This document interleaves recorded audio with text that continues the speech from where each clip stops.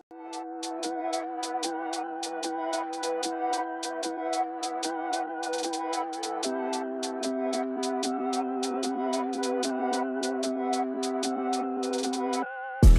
video is brought to you by Cracks Only. Check out the link in the video description below to get to their website and check out their latest products. Trust me, you do not want to miss them.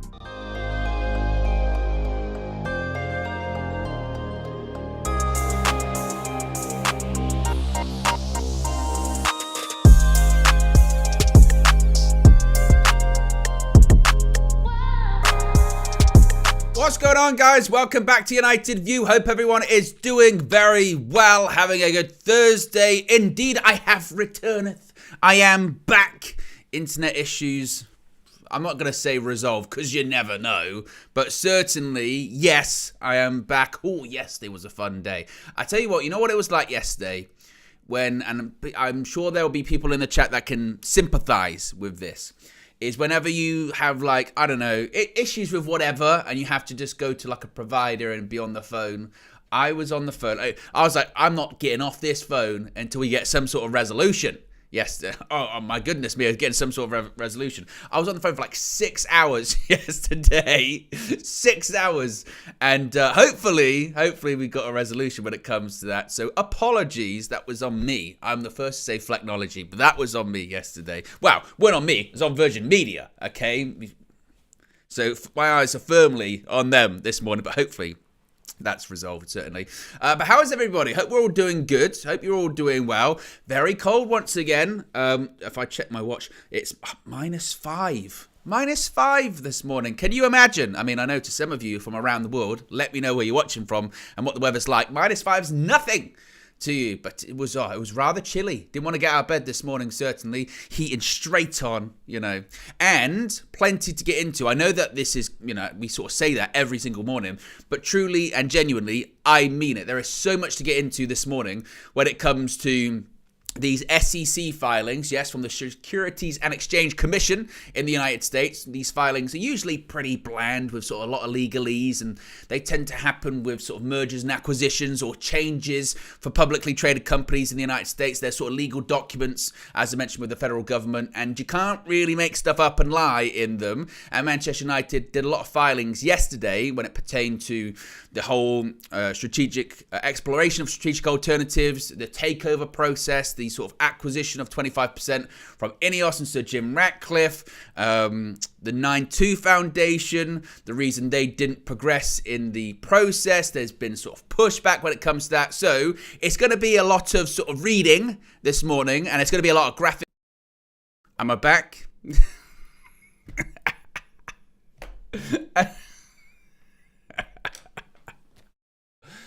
Oh, I tell you what.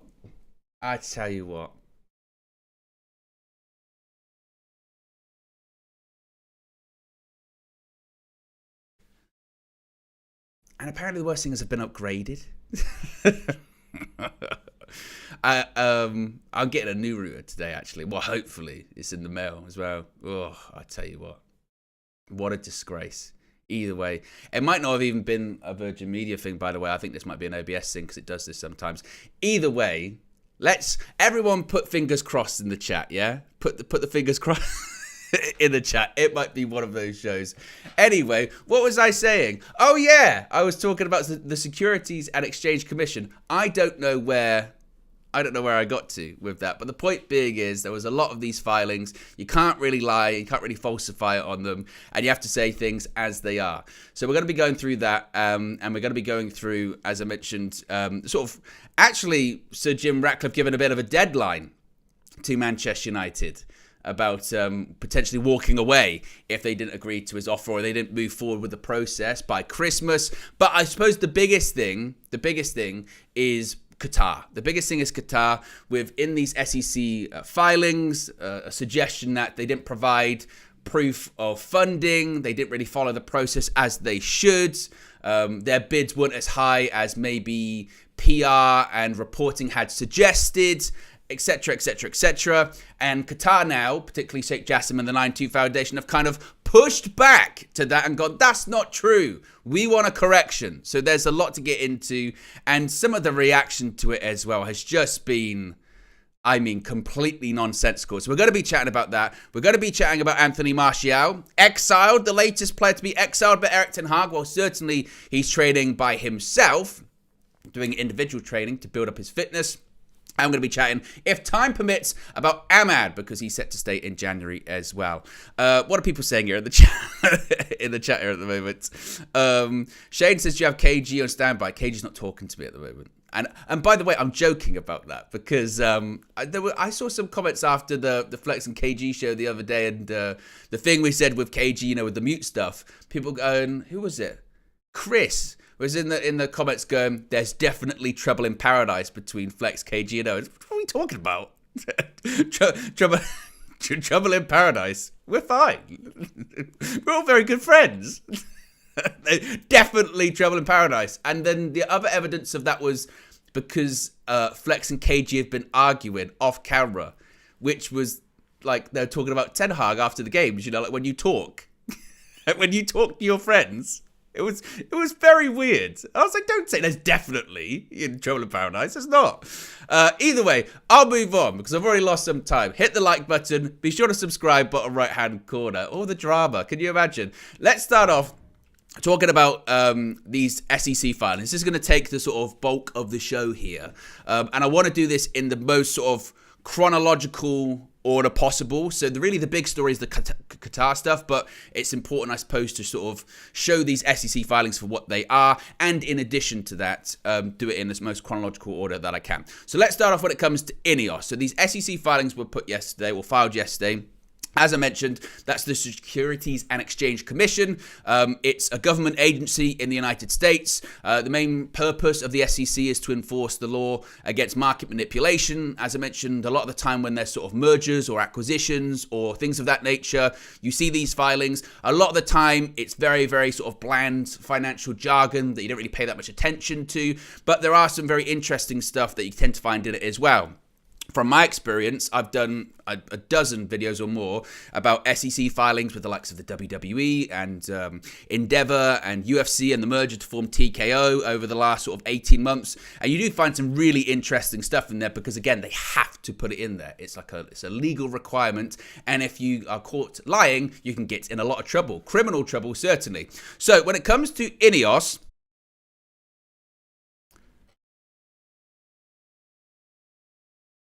am I back again?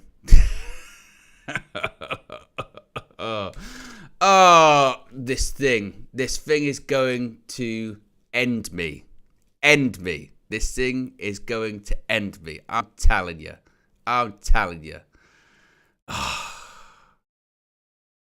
Right, we'll try this one more time, yeah? If I drop out again, we'll just have to do like a pre-record or something like that. Disgrace cheat. I'll start again. The SEC filing details an informal board meeting between United's board of directors on December 22nd, where they had a robust discussion following a threat from Ratcliffe to walk away from the table if they were not prepared to accept his proposal by December 25th. It carries on by saying, it is written in the documents, Offer was not prepared to accept any other changes proposed by the non-affiliated directors and gave Manchester United a deadline of December 25th, 2023 to accept its best and final proposal. Seemingly alarmed by Ratcliffe's stance, the club called for a board meeting on December 24 and voted through the Ineos founders' proposal. Independent directors Manu Swani and John Hooks did not attend, however, a sign of perhaps being occupied by family plans at late notice, basically implying, again, this was quite late. The documents disclose that Ratcliffe's first offer to buy the club was received before February 17, 2023, with the British billionaire wanting to purchase a controlling stake via an acquisition of Class B shares at the price of $22 per share, which would have left the Class A shares outstanding. Ratcliffe was eventually persuaded to pay $33 per share, and although 10 months of wrangling may have left a cloud over the club, that uplift was meaningful for those with large Class B shareholdings. Joel Glazer, for example, who has quite a lot of Class B shares, you can see there, personally made an extra $60 million from Ratcliffe's first offer to his last. Overall, 25% of his shares are worth $180.7 million. Ratcliffe also provided copies of financing commitment letters to support his proposal. That's a key thing there. Key thing, the financial commitment letters. Make sure you keep that in your mind. He submitted several different options, which included put and call options in an attempt to eventually own all the shares throughout the process, each time increasing the price he was willing to pay per share. On April 7, Rain sent letters to Sheikh Jassim and Ratcliffe informing them that final bids would need to be lodged by the close of play on April 28. At this stage, Ratcliffe's offer remained unchanged. It was not until May, following encouragement from representatives from United to submit a bid that offered to purchase all of the outstanding ordinary shares, that Ratcliffe changed his proposal. At the meeting, Ratcliffe verbally increased the price in its proposal to $33 per Class B share for the initial purchase of 60% of the Class B shares, but did not otherwise propose changing the structure of its prior proposal. In July, however, the Inos founder contacted representatives of Manchester United regarding an alternative transaction structure involving the purchase of a minority stake. Ratcliffe wanted to purchase 25% of all outstanding Class B shares for a price of $33 per share and 25% of all outstanding Class A shares at a price to be determined, together with associated minority shareholder protections and governance rights. This is when, obviously, it came out and it said that he had pivoted and he had changed his offer. That was around the time that I think it was Flex did that interview with David Hellier. That was around that time, I think July. I think that timeline is accurate. United duly informed Ratcliffe that the board of directors would require equal per share consideration for Class A shares and Class B shares. Further talks continued and a new offer was submitted on October 13. This time his proposal included buying up to 25% of all outstanding Class A shares through a public tender at a price of $33 per share, while also completing a direct purchase of all outstanding Class B shares of existing Class B shareholders at a price of $33 per share. The way he would buy the outstanding Class B shares would be affected in two tranches, $200 million at the time of closing and $100 million prior to December 31, 2024 in each case, intended to be available for the purposes of stadium redevelopment. This became known as the October proposal. 2 days after this offer went in, Sheikh Jassim withdrew his bid, clearing the way for Ratcliffe to proceed and eventually complete the deal. So again, there's a lot in there. Yeah, this is what I'm saying. There's a lot in there when it comes to these sort of SEC filings and all that kind of stuff. But the point being is, you see with those SEC filings, they give you a in-depth timeline of what happened through all of those months. So throughout that entire sort of 12-month process, you see in those SEC filings what happened, which bid went in, how they had to change it. We're not happy with that. Can you raise that offer? This is the deadline. Jim Ratcliffe on the, saying to him, if you don't accept this proposal, this final proposal by Christmas, I'll think about walking away. United go, oh my God, he's thinking about walking away. What do we do here? They then have an emergency board meeting on the 24th of December and they go, right, what are we going to do? Some board of directors can't even attend because it's so last minute because they're doing Christmas plans with their family and they have to discuss this. And then next thing you know, suddenly, again, the Inos thing is announced on Christmas Eve. Again, it's a lot. It's incredibly chaotic, but it does go to show you the level of detail and the timeline that these SEC filings can provide you. Now, what was interesting about these SEC filings is really the Qatar stuff in it. Now, Ben Jacobs was tweeting a lot yesterday. A lot. He was tweeting about really what these filings showed about the interest from the 9-2 Foundation, I guess how legitimate it is as well, in addition to proof of funding, things of that nature. It's kind of nuts. Before I get to that, we've got a members chat. Well, I'll get to. PS has been a member for 17 months. Appreciate you, says. Of course, Qatar wants an SEC correction. It's Thursday, and they should have successfully bought us on this weekday. Ask our UV tier M&A expert, KG. It's true. It is Thursday. The fact that that's the thing, by the way, is still absolutely hilarious. Thursday.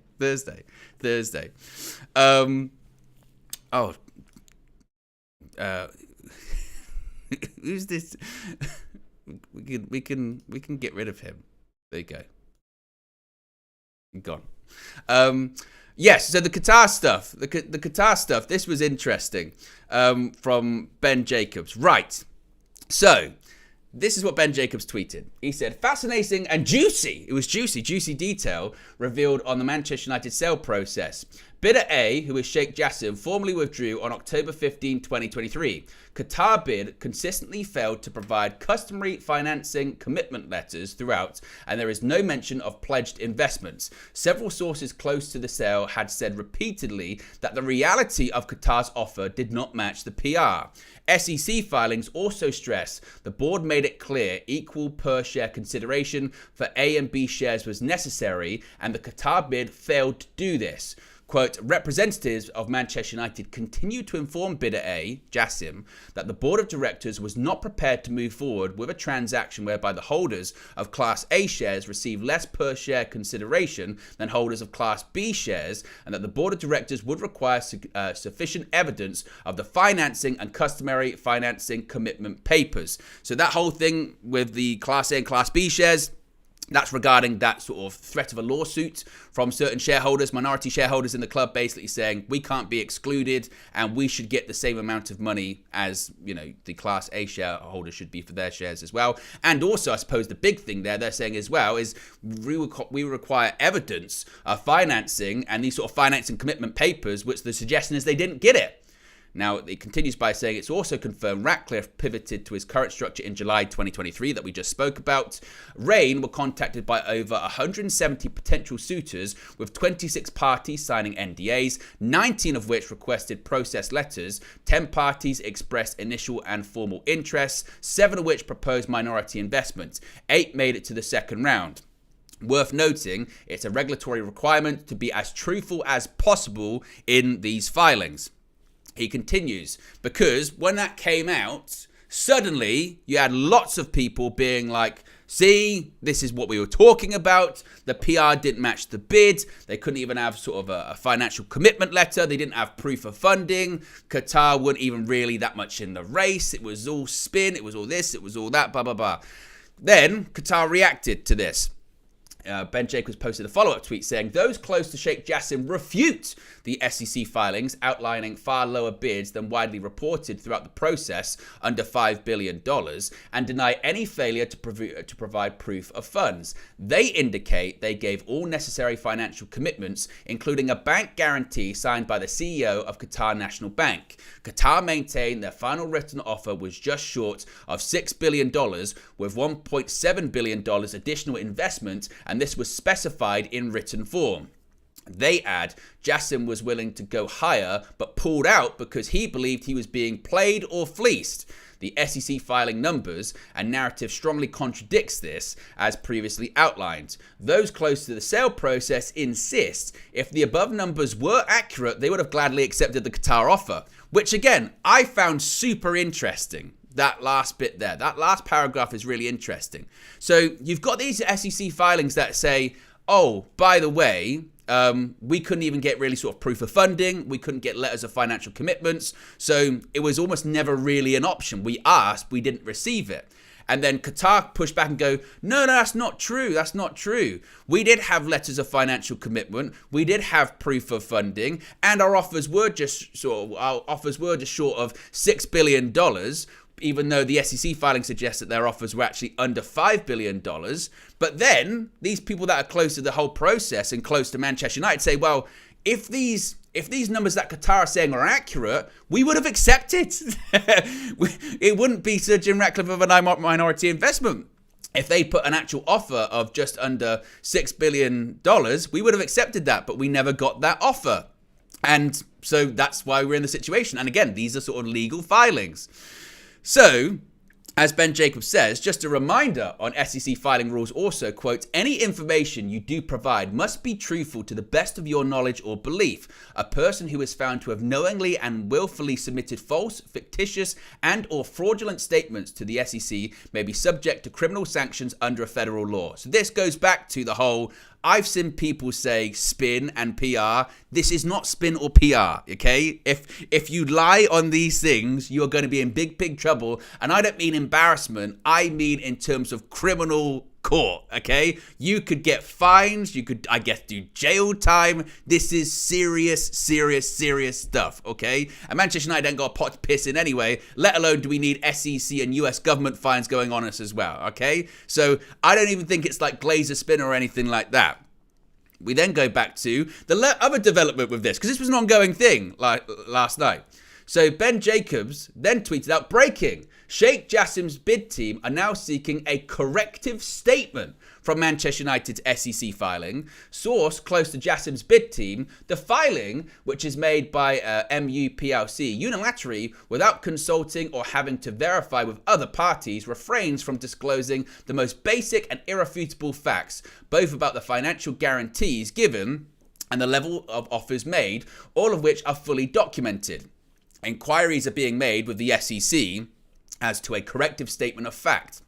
It is also curious to note that the widespread media reporting of the inflated level of the other competing bid at the time and how that stacks up to reality today. So at the end, a bit of a swipe really at Inos too, and I guess the media saying that the media's, reporting of the Inos bid was inflated and it doesn't really stack up to reality, even though the reporting at the time was that the Inos bid valued, it wasn't said the actual bid was 6 billion, or was it 6 billion quid or whatever it was. It said that it valued Manchester United at £6 billion, which it does because it's 1.5 billion for 25%. Again, if you total that up in terms of, okay, if 25% is worth 1.5 billion, how much would 100% be worth? Oh yes, it would be worth £6 billion. That was always the reporting at the time. So I'm not sure what that last bit is kind of always about, because, you know, if anything, the only sort of numbers that are really being disputed here are the Qatari bid too. Finally, Ben Jacobs says, for those wanting this in simpler terms, Jassim's team is claiming the SEC filing omits basic facts, including financial guarantees provided. Filing states Jassim failed to provide proof of funds and did not amend bids to give A and B shares equal value despite guidance from the board.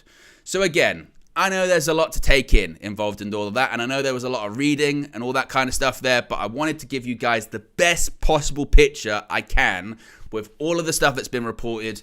The majority, it's not the whole SEC filing, obviously, because they're very, very long. But that's kind of the state of play at the moment. You've got these SEC filings that are showing sort of the timeline of events when it comes to Inos and Sir Jim Ratcliffe and how that kind of played out over the course of 12 months.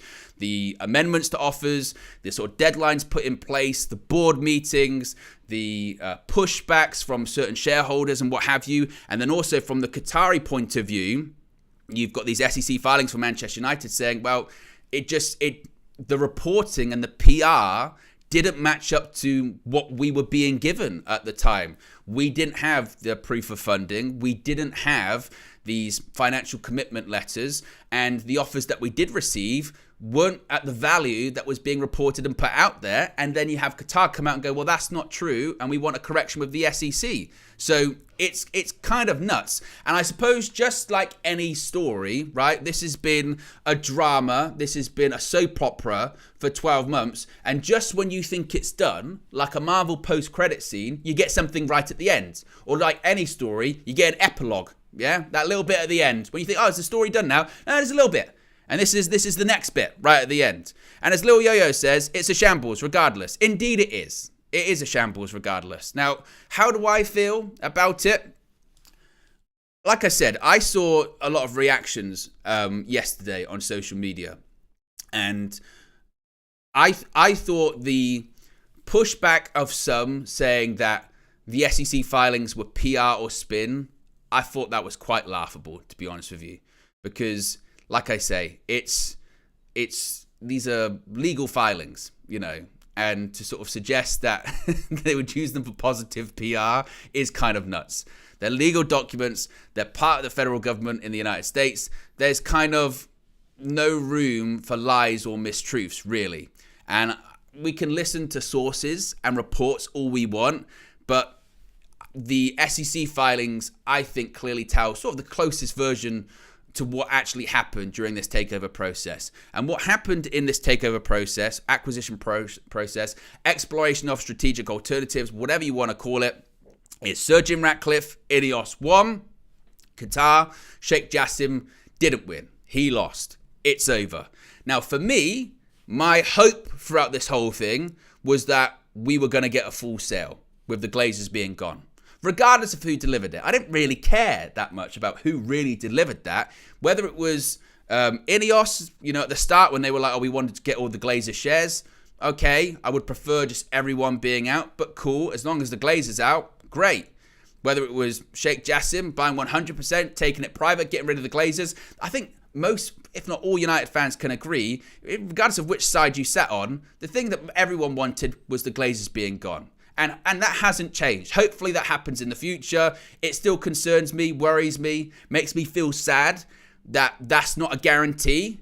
That's not something that we can get towards. Hopefully it still is. But that's the frustrating thing. But it's also important to live in reality of what actually transpired during this whole process too. Now, when it comes to Qatar and sort of this pushback, for me, and it's going to be fascinating to see if they do get an SEC correction, because if Man United have lied, that's just, that gets into it's just stupid. Why they would use, again, a legal document to sort of throw shade at other people and disrespect. That doesn't jive with reality for me. And when they say sort of the proof of funding thing, I'm not saying like, oh, Sheikh Jassim and that his whole family don't have money. Of course they do. Of course they've got money. So it's not a case of like, he never had any money, that's why proof of funding didn't exist and all that. They're incredibly wealthy. That's by the by. But it just does appear like, doesn't it, that it wasn't what it was reported to be. Like, that whole interest wasn't what it was reported to be. And like a lot of people have said over and over and over again, and as we have said over and over again, if they wanted it, they could have got it. They could have they got the money. They could have put the money down. And I understand that, the report says, well, he walked away because he thought he was being played and he was being fleeced. But if you wanted it really badly, you could just buy it. And he didn't. So why didn't you? And the stuff that's come out after the fact does sort of feel like, I don't know, a bit of bruised ego, a bit of bruised pride. We've heard a lot about sort of, the pride aspect of it too.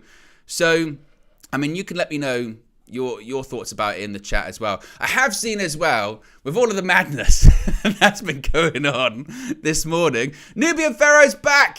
With the red. What we really need is Nubian Pharaoh. We need Nubian Pharaoh. Minority shareholder of United View at this point. That's why the super chats are always red. Nothing to do with the price. It's to do with his shareholding. Shareholding's very strong in UV. I've heard rumours that Nubian Pharaoh was around UV headquarters looking to expand our training facilities as well. A bit like Jim Ratcliffe was the other day, looking around going, we need more acreage. We need more. Been looking around golf courses, going, we need to build here.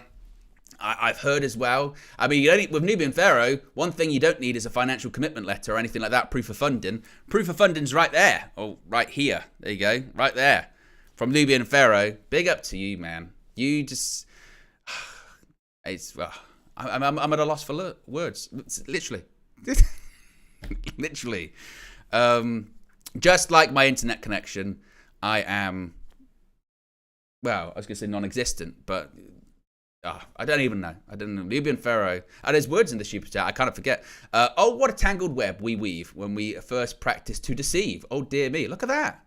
I'll read that again. Oh, what a tangled web we weave when we first practice to deceive. Oh, dear me.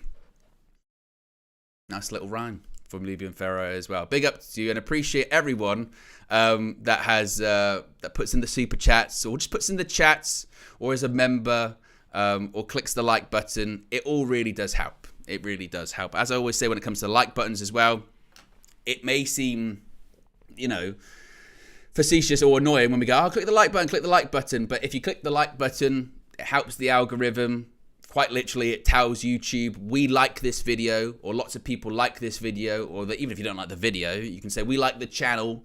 And then YouTube goes, lots of people like that video, or lots of people like that channel. We're going to push it out to more people. If they watch football stuff, or they watch Man United stuff, then we're going to see, have a bit of this. You like this? Why don't you try this? So if you haven't already, click the like button and be sure to subscribe as well, bottom right-hand corner. Stoic Savage said, this is non-news. Well, it's pretty big news, I think. I would say it's pretty big news. What else are people saying here? Prod by Paramare says, Nubian replacing KG, seeing as him and Flex are falling out. It's true. It's true. There's trouble in paradise, man. Trouble in paradise. Nubian about to sort out Owen's computer setup. I hope so, Nubian. If you want to, can you just buy Virgin Media, please? And just sort them out. I hope so. That would be great. If you could. Once again, sorry about that. It's kind of out of my control a little bit as well. Oh, but then there you go. I just got an email saying that my new router thing's coming today. There you go. There you go. So it's great. Hey, positivity. Everything's going well. What else are people saying here in the chat at the moment? Jason, Nubian Media. Yeah, about to negotiate with Richard Branson, if you could. Rich said, Virgin are watching. If I get cut off, you know what's happened. I'm going to keep saying it. All day. Router, yes. Yes. I don't know what you would call it. Is it got a different word somewhere else? Something like that? I'm not sure. Anyway, I'm getting distracted. I've still got so much stuff to get into. So as I mentioned, that's kind of the latest stuff when it comes to all of those SEC filings. Is Qatar seeking this correction? Whether or not they'll get it, I don't know. For me, like I said, it's happened. It's time to move on. It's also important to live in reality. And look, if United have lied on it, then they're going to be in trouble. And they should get punished for lying on it. But I don't think they have. I don't think they have. Again, to me, kind of feels like sort of, bruised ego, maybe bruised pride involved in all of this too. So yes, there we go with that. Let's move on. Let's talk about Anthony Martial, because Flex kind of spoke about this last night. But Anthony Martial is training by himself. He has been exiled. He's the latest player to be exiled by Erik ten Hag. But reportedly, this is because of fitness concerns. This came from a report from Matt Hughes yesterday from the Mail, saying Anthony Martial has been told to train on his own to improve his fitness before Erik ten Hag will consider picking him for Manchester United. Mail Sport has learned that Martial has not trained with his teammates since picking up a sickness bug last month, which has prevented the Frenchman from playing since United's 3-0 home defeat to Bournemouth on December 9th. Ten Hag's decision for Martial to train on his own is not a disciplinary matter, but reflects his belief in individual training for players lacking match fitness. Martial is currently not deemed to be fit enough to work with the first team group at present, given the intensity and work rate the manager demands from his players in training. A number of United players suffered from a sickness bug last month. Marcus Rashford missed United's final Champions League group game against Bayern Munich after being struck with the norovirus. Can confirm that sucks, but returned a few days later to play in the goalless draw against Liverpool. Individual training for players returning from injury is standard practice at United, but the length of time it is taking Martial to regain fitness has raised eyebrows. Martial is out of contract at Old Trafford at the end of the season and is expected to leave on a free transfer as he has not been offered a new deal. United would listen to offers for Martial during the current window, as offloading his £250,000 a week wages would give them greater scope to sign players whilst complying with Premier League spending rules, but the player is believed to want to stay and fight for his place.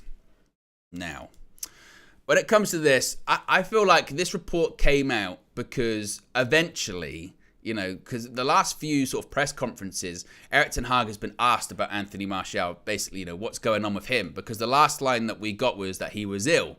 He's ill. And everyone went, well, if he's ill for like 4 weeks, then that would suggest that something is quite serious, would it not?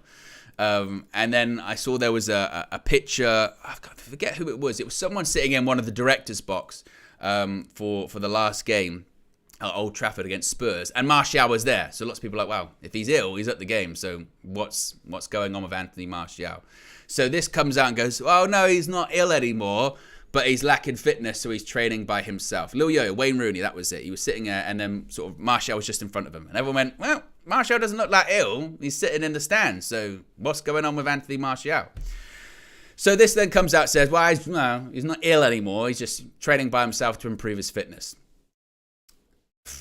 There's lots of different ways to look at this, isn't there? First of all, that last bit where it goes, he wants to stay and wants to fight for his place. As I've said before, I don't think it's a case of Martial wanting to stay to fight for his place. I think it's a case of Anthony Martial going, I've got 6 months left on the best contract I'm probably going to get for the remainder of my career. I'm going to sit it out. I'm going to get my money. And I know I could go out on loan somewhere and I would still get said money, but I don't want to do that. I want to stay here. So that's what I'm going to do. So I've said from the start, like I'd be shocked if Martial went during this January transfer window because I don't see why he would. I just don't see that as a possibility. I don't know. There are still those things about, oh, Turkey are interested. And hey, Martial's not going anywhere. He's going to go in the summer. His contract's going to expire. I think United are making it abundantly clear they're not going to renew his contract or trigger an extension, despite the outrage and worry about it a few weeks ago. He's going to go in the summer. As for this training on his own, there's two sort of schools of thought, aren't there? One, which is, I think, people are looking at it this way, going, this is maybe United trying to sort of force him out, or this is United trying to sort of really drive the point home, like, you should probably go now. If there's a chance to go now, you should.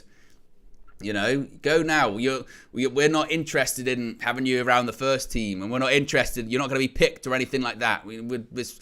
Train your own. You're exiled. You go an individual training, and then Martial goes, well, I was planning on sort of sticking out for the next 6 months, but screw this. I don't like this manager. I don't like this club. I'm going to go. I'm just going to go. If I get an offer, I'm going to take it. Maybe I will. I wasn't considering it, but now I am going to consider taking that offer, and I'm going to take it, and I'm going to go. And United be like, great. Then we can make a loan signing. So it does kind of reek of that. On the flip side of it, it's hardly a stretch to suggest that Anthony Martial is lacking fitness. The guy hasn't completed 90 minutes in 3 years. Last season, he broke down with an injury every other game. Well, every time he played, pretty much, he would come back, score goals, get an assist, and then vanish for like 2 months. We would ask in press conferences, where is Anthony Martial? Erik ten Hag would be like, he's not fit. He's injured. And we'd be like, what now? And it was always a different injury. It was his calf. It was his hamstring. It was his knee. It was his back. It was whatever. Pick a body part, because that's what it basically was. So it's hardly a stretch to suggest that he's not fit. We need him to be fit. So he's got to do individual training, or he did have this illness for, let's say, a couple of weeks, because you can have the norovirus for a week or a couple of weeks, and you can come back and you can be miles off it, and you need to do training. So there could be an element of that. But I think it is somewhat naive to be like, it's got absolutely nothing to do with Martial's future, or it's got absolutely nothing to do with friction between himself and Erik ten Hag. I think, as it always tends to be, it's a combination of several different factors, probably. And I think fitness is probably a part of it. But, I mean, we have seen this before. And I don't think it's any coincidence that it's happening in January either. And United might be like, we really need a striker. And we can't really get a striker at the moment. It's got to be a loan, from certainly the things that we have heard. And I have heard this morning, from United's mindset in January is, even if sort of a longer term target became available this window for United, someone that we'd be looking at in the summer, for instance, let's say hypothetically, like, I don't know, Todibo or Elise, one of them became available right now, and it was like we could get them for 40 million or 50 million or 60 million, however much it was. United can't do that. That is just off the table. Permanent transfers are off the table in January. They're not going to happen. That is just cold hard facts of it. The only thing that could happen, possibly, with United in January is a loan. And that's a sort of a very cut price loan, not an expensive one. I did see that report from Julien Laurens yesterday from ESPN saying that Karim Benzema was like exploring potential loan moves from Saudi Arabia and was considering it. But even that, it's not on the table for us. Just the wages alone, unless literally the Saudi PIF and the Saudi Pro League went, we're willing to let him go there for free. We'll still pay his wages and all that. That would be the only way United could feasibly do that. We've got no money when it comes to FFP. We just don't have anything. So if we are going to do a loan, it's contingent on being super low price. And even though we've had some people go out on loan, Jadon Sancho, Donny van der Beek, Facundo's look to be going out, Hannibal, there probably maybe needs still to be one more to go out. And it might be Anthony Martial. The problem is, who takes a guy on loan that's got 6 months left of his contract, unless you're really desperate, which some clubs might be. You could buy Anthony Martial on a cut price thing, or even just a free transfer, because I don't even think United would look for a transfer fee at this point, right? I think they'd be like, if you're willing to take him, great. And even if there was some kind of contribution to his wage after the fact, I think United would really consider it. So it might be a case of, United and Ten Hag trying to give him a bit of a shove for this January window, but I do think it's a combination of the fitness thing as well. And a bit like the Jadon Sancho thing, with when you have the perception of, excluding players or having them train by themselves, you then have to think about sort of the interpersonal effect that could have on the squad too, which is Anthony Martial's been there a long time. There are going to be people within the dressing room that like him, and there are going to be people that feel, why is he treating Martial like that? Why is he making him train on his own? That's BS. And I like Jadon Sancho as well. Why did he do that? And it can cause potential unrest. It's a very delicate thing. When you manage a group of people, ensuring that those personalities are kept happy at a time which you're not doing too great in the league as well, can become a boiling point, and it can turn very toxic very quickly, can't it, as well? So it's a very delicate situation. Now, when I see the report, my initial reaction is, last night, like I said, I went, good, to be honest. If it is purely fitness, yeah, he's got massive fitness problems. If it's a case of United are just trying to force Martial's hand to get him out of the club in January in order to bring someone else in, we need another striker. We need another striker that's going to be able to play every week. We need another striker that's able to support Rasmus Højlund. And once again, we're dealing with the sins of the past, aren't we? The problem with Martial too is that you've got this player, no one's really doubting his quality, but you've got this player that's not available and has all of these fitness problems, but he's on a massive contract. So it's very difficult to get rid of. Have we heard that story before? We absolutely have.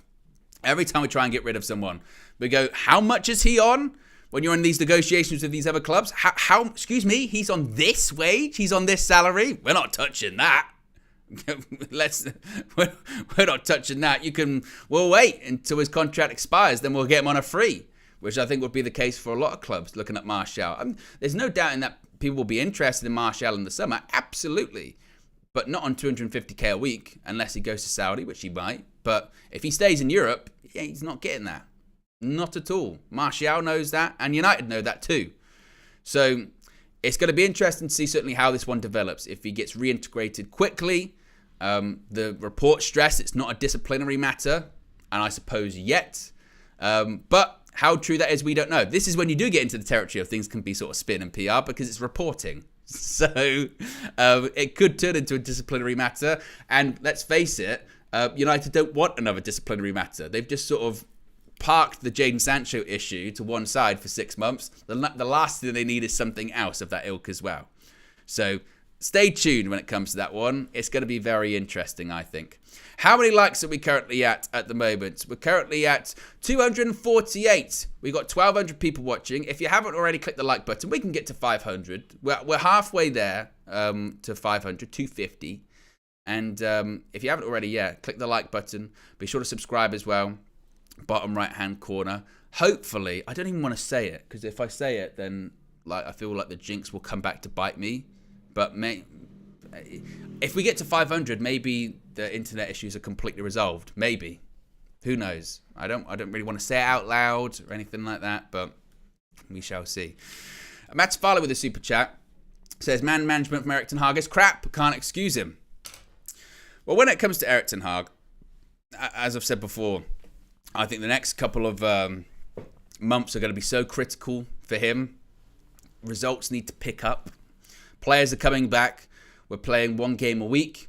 He's got to start picking up results, and he's got to, I think he's got to, prove himself to Inos. I really do. I don't think that Inos are going to make a call on Erik ten Hag till the end of the season, nor do I think they should, even if in their mind they decide by March, I don't think Erik ten Hag's the right guy for us, or this project that we want to have moving forward, then I don't think they should make that call until the end of the season.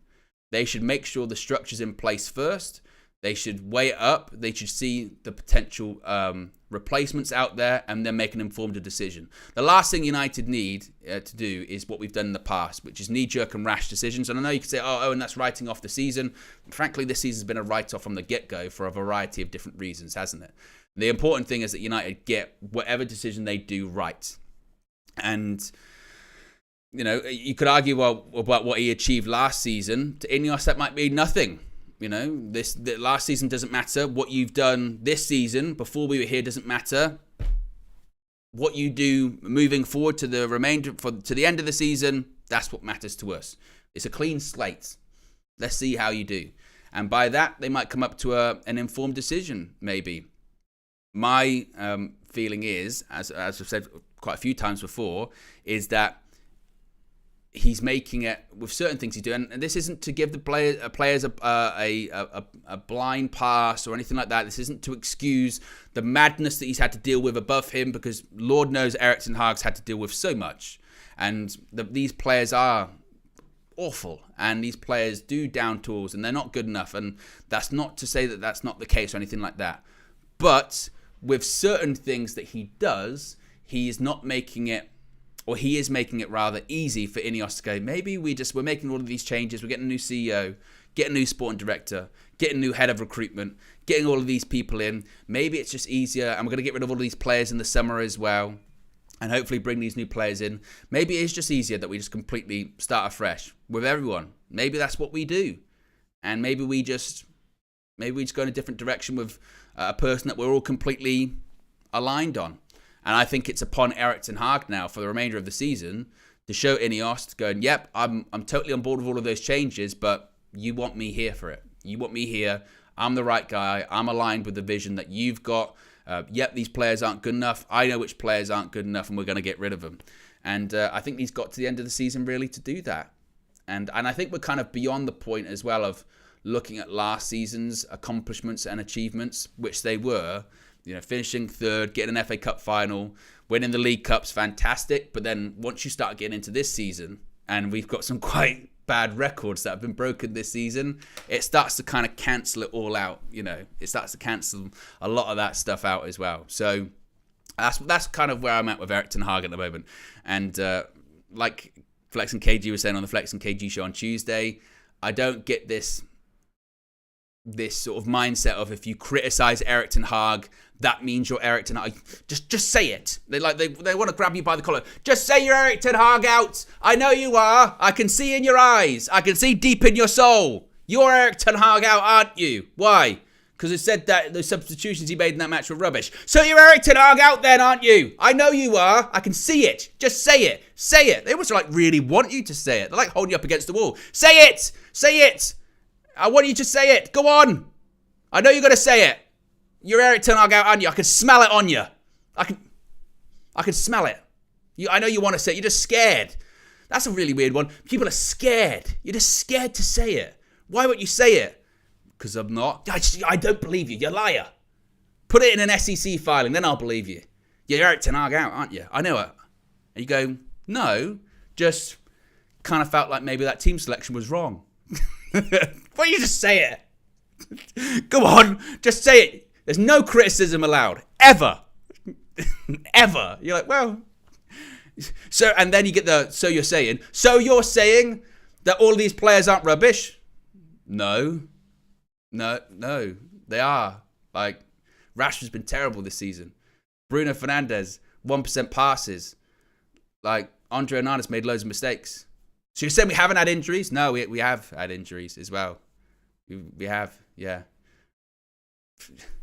It's like, what? I remember thinking of the Spurs game. Go all the way back to when we played them at the Tottenham Hotspur Stadium. Second game of the season. I was talking about Ten Hag and how he got substitution wrongs and team selections wrong back then. Because you can criticize the manager. It's okay. Without saying he's got to go or he has to go. You got to go. Is that what you're saying? No, it's all right. It's okay. Because this is the thing too. And Ice Tray says here, Owen will sit on the fence till it's the popular stance, can see right through him in KG. This is what I don't understand nowadays, is you have to, in a lot of people's eyes, you have to be one or the other. You know, it's got to be, you're either Erik ten Hag in or you're Erik ten Hag out. You're not allowed to have a sort of shade of grey opinion. You're not allowed to be like, well, I want the manager to succeed and hopefully if he does well, then he can get an opportunity under Inos. But some of these decisions are really concerning and some of sort of the things he is saying are really worrying as well. And he's got to get that right. If he doesn't, he's going to go. It's no, you've got to be in, you've got to be out. That's all you can say. That's all you can say. That's all you're allowed to say. No, someone's either good or they're either bad. They're not of, well, hopefully, they can improve that part of the game isn't very good. That is good though. That can be turned around. No, they're either good or they're either bad. That's it. Shades of grey don't exist. Never, ever, ever. You're sitting on the fence. That's what you are. Well, less of a fence, more of a sort of a spectrum. You know what I mean? You can be at either ends of the spectrum, or you can be somewhere in between, or you can be towards one end of the spectrum, but just a bit more leaning towards that side than the other. And this is reality, people. This is what it is. This is real life. Everything's not black and white. There are shades of grey involved in everything. And I find it strange that people get angry if you've got a sort of shade of grey opinion on anything in life, let alone football. Imagine that film. You've seen it all the time you go to the cinema. You go, oh, did you like that film? Well, I didn't hate it. I don't think it was amazing, but I didn't hate it. Just say whether you liked it or not, damn it. Did you like it or did you hate it? Should it go into some Hall of Fame as the best film ever? Or should we never watch it again and we burn all copies? Ever. Never watch that film again, or you watch it every day for the rest of your life.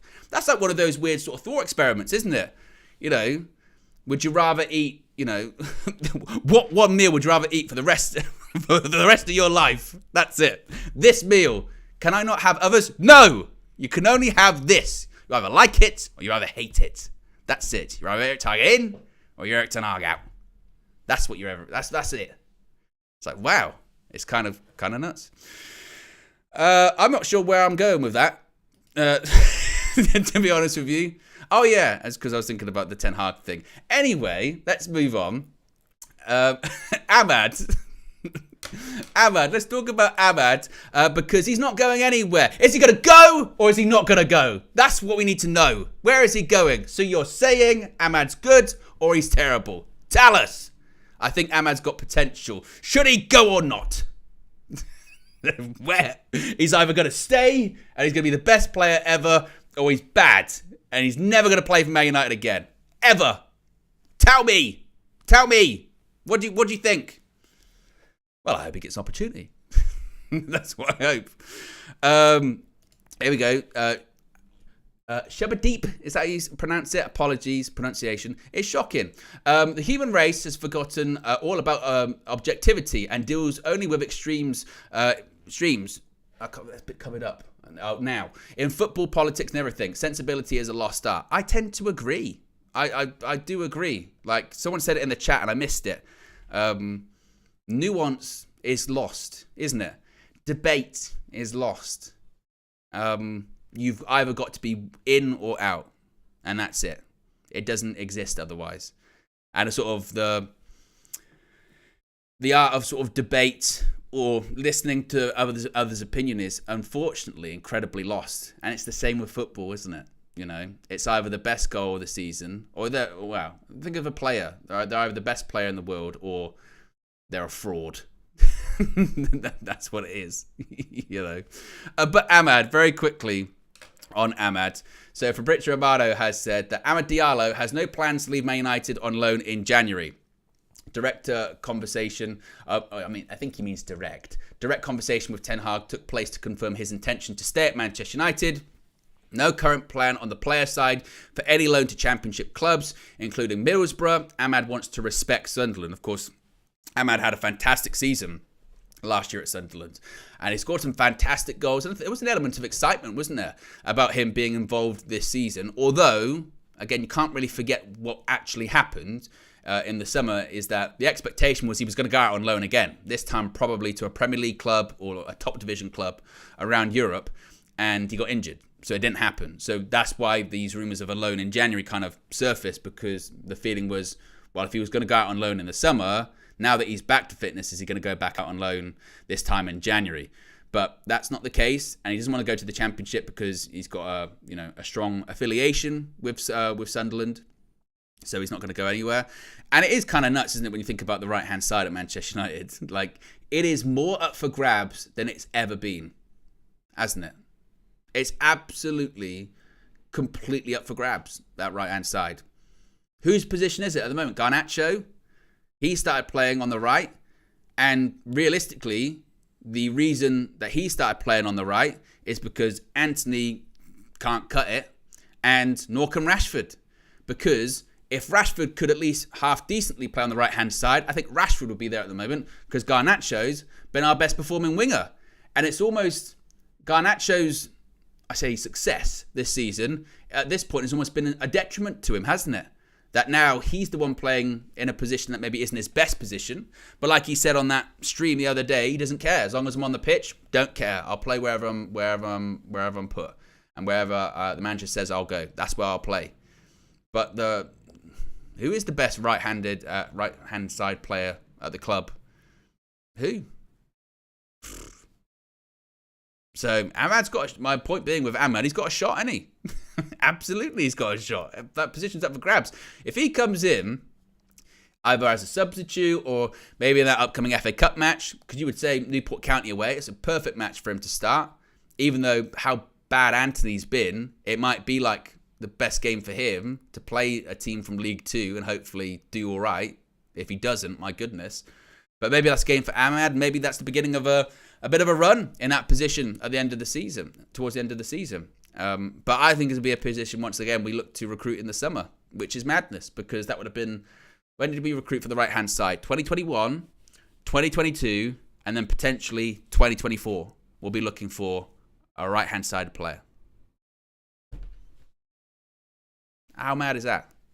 But that sums up Man United's recruitment, doesn't it?